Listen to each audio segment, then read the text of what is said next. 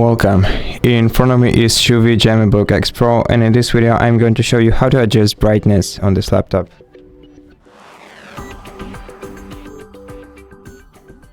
So in order to do that, you can either tap on the three icons in the bottom right corner of your screen and then move the slider either to the left to decrease the brightness level or to the right to increase it.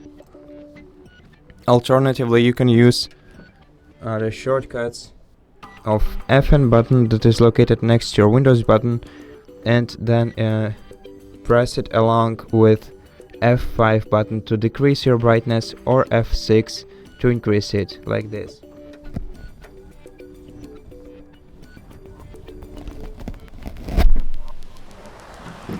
And that's it. Thank you for watching this video. If you liked it, consider subscribing to our channel, leave us a like and a comment below, and I'll see you in the next one.